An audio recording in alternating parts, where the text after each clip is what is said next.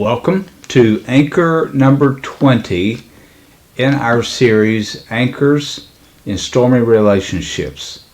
This is the last anchor. We appreciate your being here and joining us on a Monday night. I want to remind you that if you'd like to see the other podcasts, so you get all the anchors, all 20 of them, you can do that by going to YouTube and just type in YouTube, J. Albright or J. Albright YouTube, and you'll get them, J. Albright Issues of the Heart, and you'll get them if you do that. If you want to find your podcast station, then just simply do the same thing. Type in J. Albright Issues of the Heart, or you can go to Facebook and go to J. Albright's Facebook page, and you'll find them there, or go to Recovery Ministries Facebook page. You'll find them there, or you can go to Recovery Ministries website at recoveryministries.net. If you have any questions, thoughts, ideas, all you have to do is send an email to info@recoveryministries.net, and we'll be glad to answer it for you. Or you can leave a question on YouTube or on your podcast station. Well, we've been talking about anchors now for several weeks, and we're finishing up today with the anchor of dedication. If you'll remember, we began with the anchor of thoughtful communication. When the storm gets rough, the water gets rough, the ship's tossing to and fro, if you move forward, backwards, you're probably going to be shipwrecked, so you throw out an anchor and just be still. Don't ever make a decision in the middle of a marital or relationship storm. Just be still. Throw out an anchor and stop. The first anchor we talked about, the anchor of thoughtful communication. Thoughtful communication. Think before you speak, right?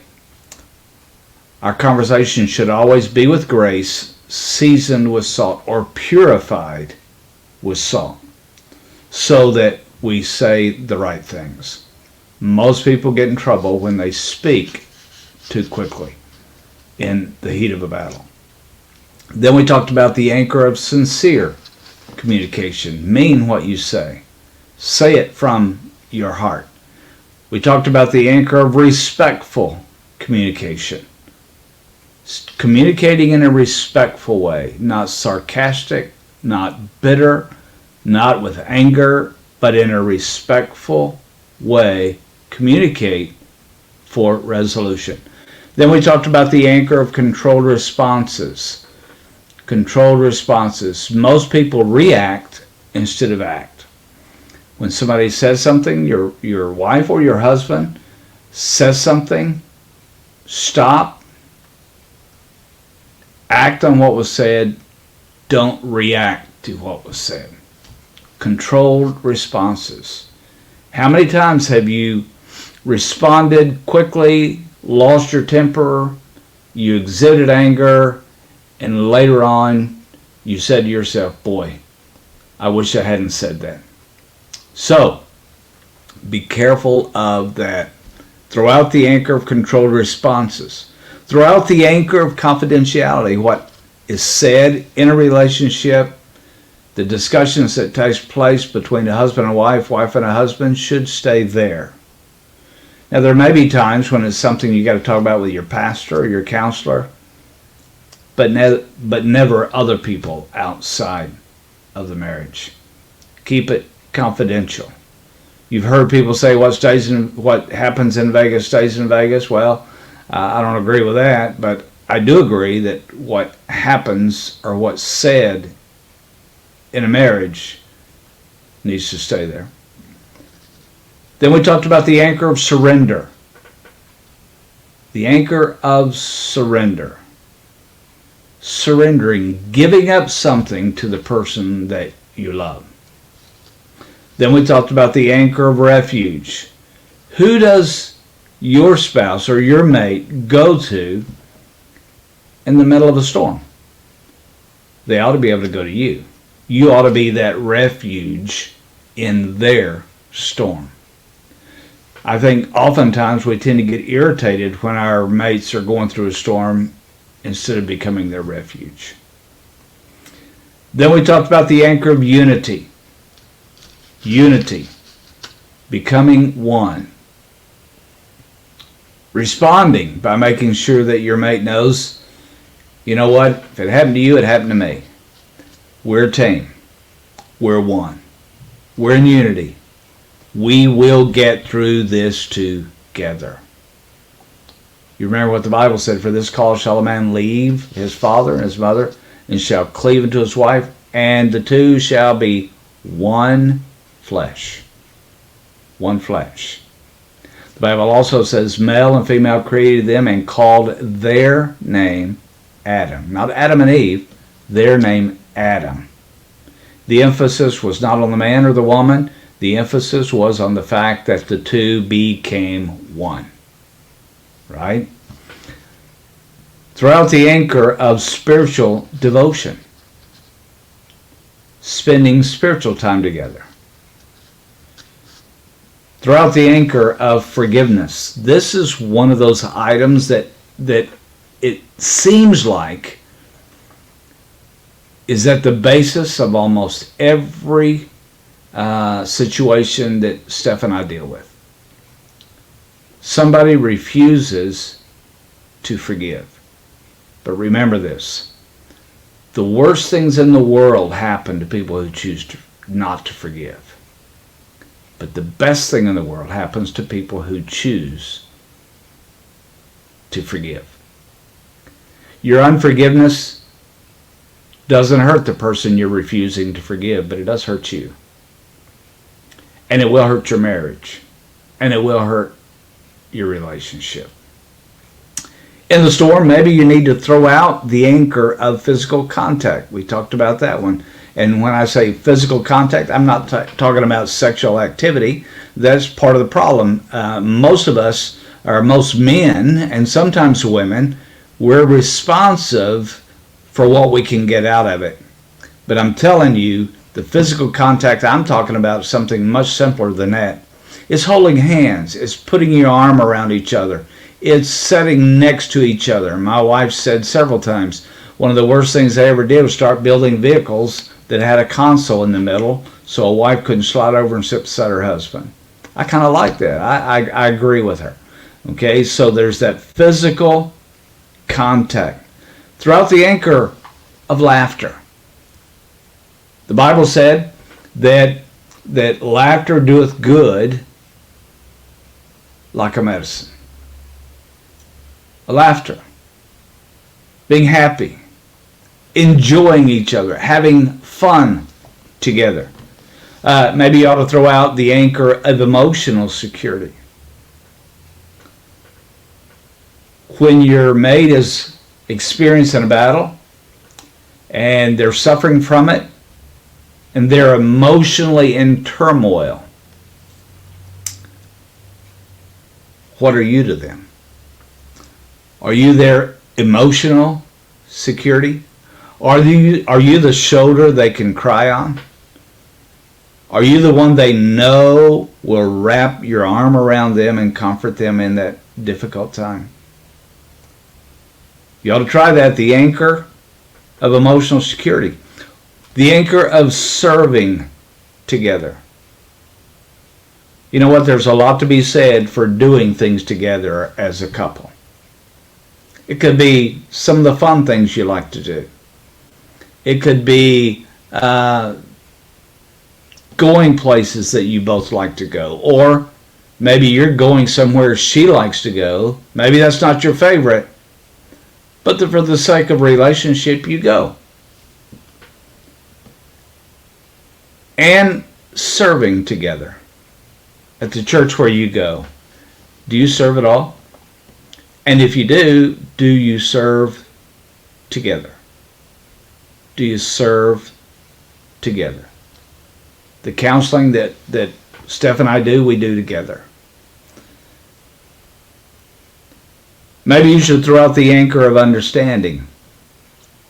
I've heard people say it often. Are you telling me I need to understand my wife Is there any living man that can understand a woman? I don't know. But here's what I do know. You better be trying to. The key here is not whether you can understand her or she can understand you. The key here is there a desire to understand? Throw out that anchor of understanding and stop the ship in the middle of the storm. Try to understand. There may be something more involved that you don't know. There could be something that happened years ago before they were ever married that you don't understand. Try to be understanding. Throw out that anchor. Throw out the anchor of gratitude. Are you a thankful person? Do you appreciate it when your mate does something for you? Or maybe they do something around the house or do something in the yard? Are you a grateful person? Do you ever say thank you? I like to brag on my wife when I can for different things. I mean, she cooks a good meal. What a great time to say thank you. What a great time to show gratitude. Has he accomplished something? Maybe something around the house or something in business. Maybe you have some freedoms because of some things he's done. Have you ever given a thank you? Have you ever shown any gratitude? Throw out the anchor of gratitude, being thankful and grateful. By the way, that's kind of a spiritual characteristic too, right? Maybe you should throw out the anchor of acceptance. You accept your spouse no matter what. You accept your spouse and their decisions no matter what. You say, well, you know, we've been married quite a while and she's put on a few pounds. Have you looked in the mirror? I promise you, you don't look as young as you used to look. And we need to accept each other. Look, I know I've aged. Nobody even needs to tell me that. I'm reminded every time I look in the mirror. But you know who never reminds me of that? Stephanie. As a matter of fact, she asks me almost on a daily basis, how did you get to be so good looking? I know she's lying. I know she's trying to make me feel better, but look, I appreciate the acceptance. Maybe you need to throw out the anchor of a sweet spirit. How does your mate feel when you get around? When you come home from work, you're driving up the driveway, does your wife look out and say, oh boy, here comes heaven? Well, I'm afraid sometimes I say other stuff besides that, right? I mean, you may be one of those guys when you drive up, the wife hides, the dog runs and hide. I mean, they turn all the lights off. How is it where you live? What your attitude? Do you have a sweet spirit? We walked in the house a little while ago, and as soon as I opened the door, the whole house smelled like a pot roast my wife's been working on. And you know how that aroma fills the house? Boy, I'm telling you what, my mouth started watering as soon as I walked through the door. What a sweet savor. I mean, it welcomed us home. But you know that's what a sweet spirit does? A sweet spirit. I had a preacher tell me one time that there was a man who had a son who was always getting in trouble at school. But on this new year at school, he noticed His son wasn't getting in trouble. He wasn't getting the notes from school like he had been getting before, and it just seemed like everything had changed about his son. So one day he asked his son. He said, "Son, what's going on in school? Things are different. Things have changed. What is your teacher doing to cause that?" And the boy looked at his dad and he said, "Well, Dad, she's not doing anything. She just walks around the room, and we all know everything's going to be okay." What he was saying was, we all sense her sweet spirit, and we know everything is going to be okay. How is it at your house? Do you have a sweet spirit? Have you thrown out that anchor? We talked about the anchor of loving acts. It just so happened that anchor was on the very week of Valentine's, so it was perfect timing. I didn't plan it that way. God just worked it out that way. Loving acts. I'm talking about those little loving things you do for your spouse. Hey guys, when's the last time you got up and before you left for work, you made the bed? When's the last time you picked up around the house? I was going to say, when's the last time you cooked a meal, but that would be for me, because most of the guys I know do a lot of the cooking around their house, and it's kind of embarrassing to me because I don't know how to cook. My wife don't want me cooking, right? But there's other things I can do. When's the last time there was some loving act you performed for your spouse? Something little. Maybe you walked in, you grabbed her, you bent her down and gave her the biggest kiss in the world, and you said, "How does it feel to be kissed by the best looking man in the world?" Loving acts. What do you do around your house? Well, here's anchor number 20. Our last anchor in the series, the anchor of dedication. The anchor of dedication. Look, I'm not gonna talk about divorce and those kind of things right here, but I want to say something to begin this anchor. You will never, ever work through marital problems until you remove divorce as an option. Now, I don't care if you've been married 2 times, 3 times. I don't care. If you're married right now, then you need to make this marriage honor God and work. And the only way you can do that is remove divorce as an option. If that's not an option, people will do what they need to do to make it in their marriage. When there is an easy way out, people rarely are willing to do what's necessary to overcome a problem. They always take the easy way. In this case would be divorce or separation. Genesis chapter 2 verse 24 says, "Therefore shall a man leave his father and his mother, and shall cleave unto his wife." Cleave. Hold on to.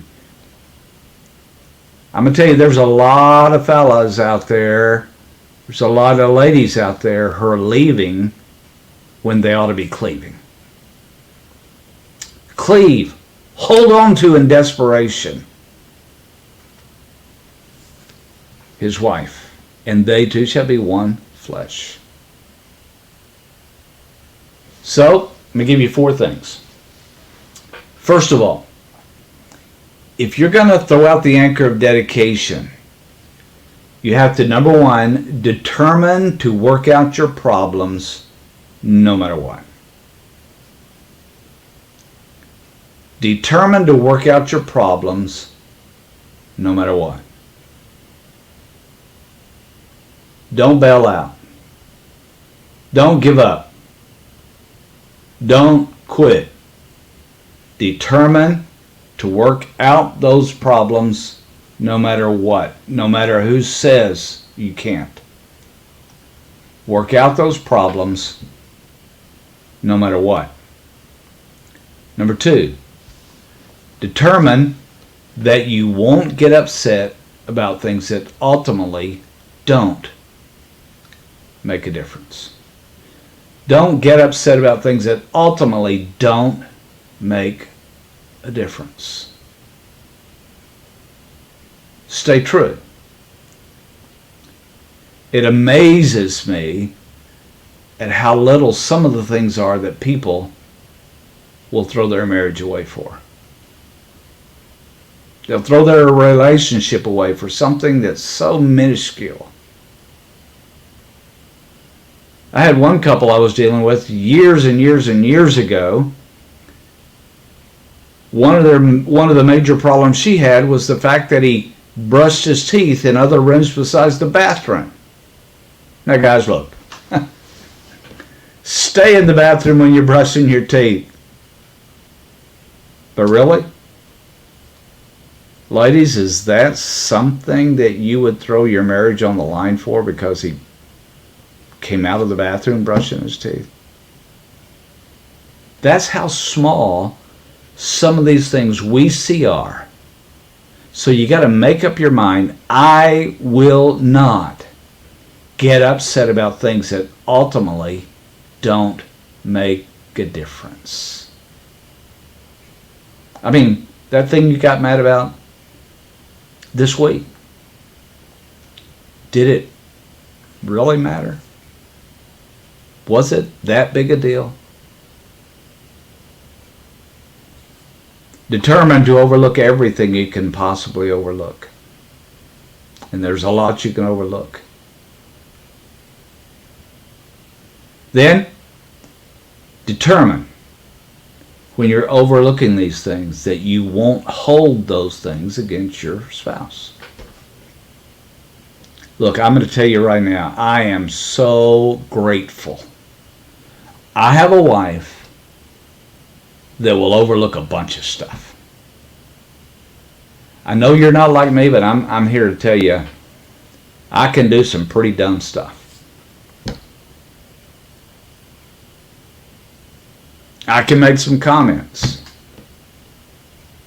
I can use my share of sarcasm. And I work at making sure I fix those things. But I'm so grateful that I have a wife that doesn't get upset about things that ultimately don't make a difference. And then number 4, determine to give up something you want for the sake of those over you and for the sake of those under you. Determine, give up something you want for the sake of those over you and for the sake of those under you. I mean, it may be something you really wanted. It may have been something simple like you just wanted your way. Or you wanted to turn right instead of turn left. Give up something you want. Even if it feels like it's going to be painful. Do it for the sake of those over you and under you, and you'll be surprised at the difference that makes in their eagerness to give you what you want. So remember, anchor number 20, when the water gets rough, the storm is raging, throw out the anchor of dedication. Just be still and watch what God can do in the middle of the storm. I hope you've applied these anchors, and I hope you're in the process of applying these anchors in any conflict, any stormy activity in your relationship. I promise you, that some of these anchors will be useful in any battle you face in your relationship. But you got to make application of it. Now, I'm going to remind you, our next series is going to be on the subject of anger, which comes from the heart. We're going to have some guests on, and we're going to cover several aspects of anger. I think you'll be shocked at some of the things we're going to talk about, but I will tell you, anger is one of those issues that destroys relationships to the point of no return. Anger. You've heard people say this before, sticks and stones will break your bones, but words will never harm you. I'm going to tell you, nothing's further from the truth than that. Injury from sticks and stones can be mended and healed, but oftentimes the injuries that come as a result of something said last a lifetime. Anger feeds resentment, it feeds fear, it feeds difficulty, and we're going to deal with it from the Bible. And I promise you're going to hear some things you hadn't heard before. And even if you don't lose your temper, and even if you don't say anything, and even if you remain quiet, just the spirit of anger has catastrophic consequences. So don't miss it. We're going to have a couple of guests that are going to share some tremendous information about anger. So if you're dealing with anger, and I promise you, almost everyone listening to my voice right now does, then you don't want to miss those podcasts. Monday nights, 7 o'clock. Episode 22, Dealing with Anger. Thank you very much. Have a wonderful week, and I hope to see you back Monday night, 7 o'clock. God bless you.